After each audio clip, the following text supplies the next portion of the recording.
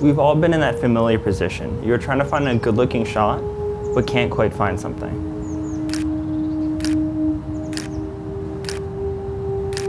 It can feel like blindly throwing darts, hoping you get a bullseye, a shot you're proud of.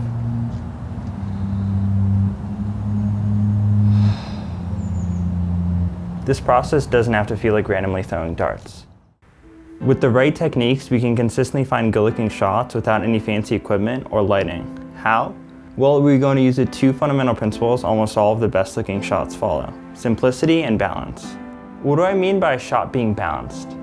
The concept of balance assigns a theoretical visual weight to all of the objects in the frame, like the props around me. Balanced shots have the same visual weight on both sides of their center line. The simplest example of a balanced shot is a symmetrical shot. Let's take a look at an example. Here we have a simple shot with the main character facing a crowd.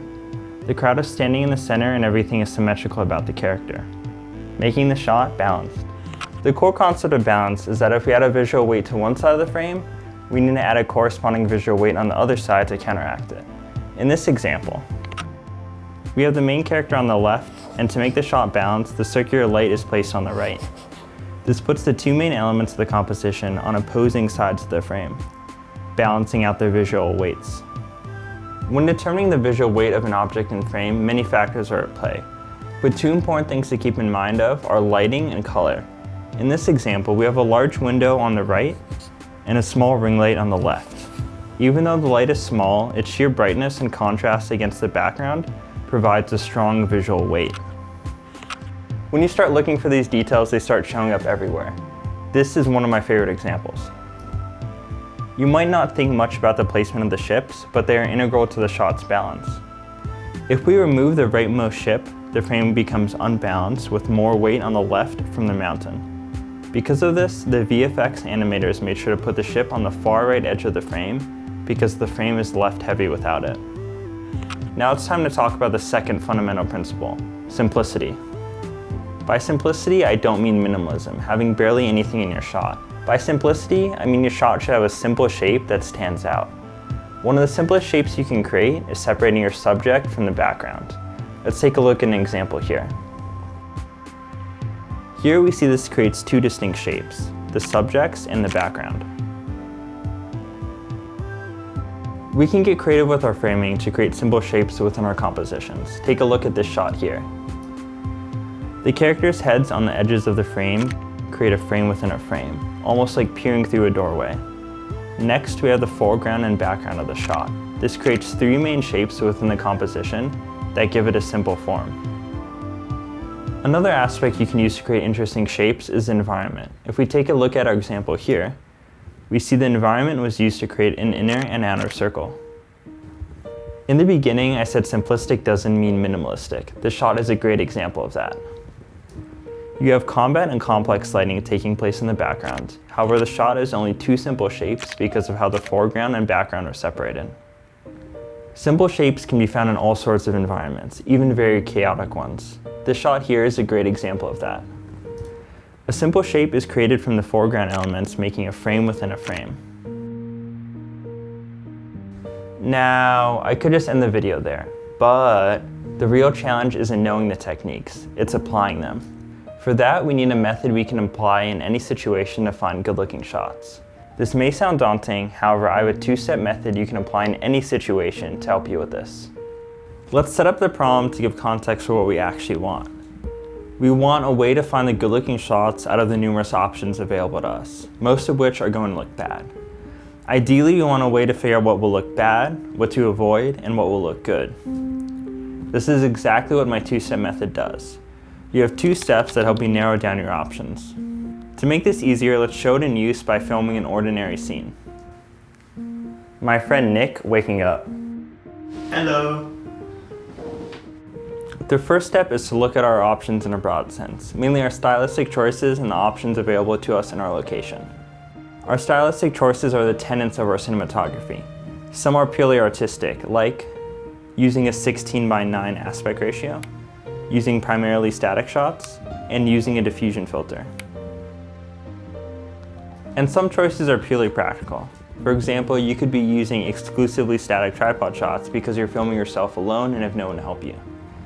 In our case, our practical choices are using exclusively wide to medium angle shots because we don't have any long focal length lenses on us. And we can only use the natural light from the window, practical lights in the room, and the 2 LED studio lights I'm bringing with me.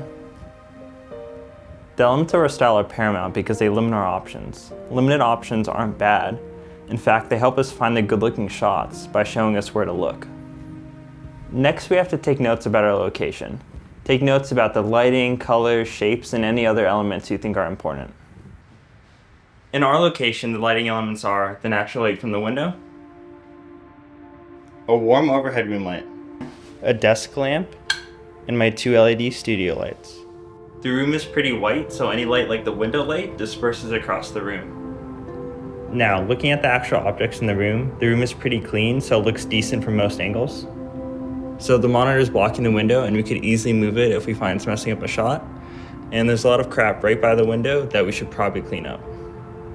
It's always a good idea to write down miscellaneous ideas that pop up randomly. My ideas are, we could do backlit shots with the window, we could get some nice side lighting across Nick's face on the bed, and the bed creates a division in the room, so we could use it to create some interesting shapes. One final thing to keep in mind is that the window is very bright, so any shots facing the window are going to be very backlit, so you won't be able to see Nick's face or the details of anything. They're going to be really dark. Now that we've scanned the scene in a broad sense, it's time to start paying attention to the details within each shot and actually composing them. Before we start filming, we need to write down what we actually want to film. This means less mental space will be taken up while we're actually filming and composing our shots. What we need to film for our scene in chronological order is a shot to show it's morning, maybe a close-up of light coming in through the window or a wider establishing shot, Nick slowly waking up from the morning light, Nick realizing his alarm is on and then snoozing it, Nick relaxing a little bit and then a second alarm rings and he actually stops it, and then finally he looks out the window before heading into the bathroom. With all of this in mind, let's take a look at the finished product and then analyze each shot in detail and the decisions made.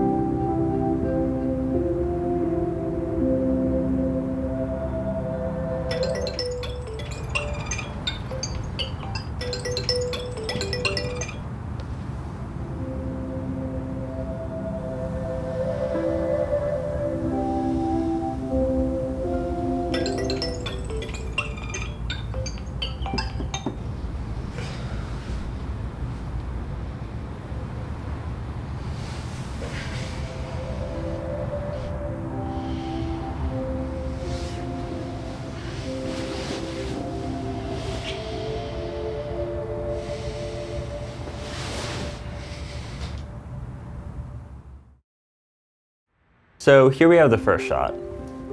So it's just a simple shot of Nick laying in the bed and the windowsill on the right-hand side of the frame. From the beginning, I had an idea of light coming through the window at an angle. To me, it just reminds me of morning, and so I wanted to try and include it if I could. And it works pretty easily because, as you can see here, Nick's bed is right next to the windowsill, so we can actually have him in frame. And then we have his blanket and shirt on the left-hand side, which shift some of the balance to the left. So to counteract that, I added some Lego minifigures on the right. And for the lighting, I moved the position of Nick's head in relation to the pillow and the actual position of the pillow itself around. And so we got what we have here, which is some nice lighting on his face, where it's not fully dark or fully lit.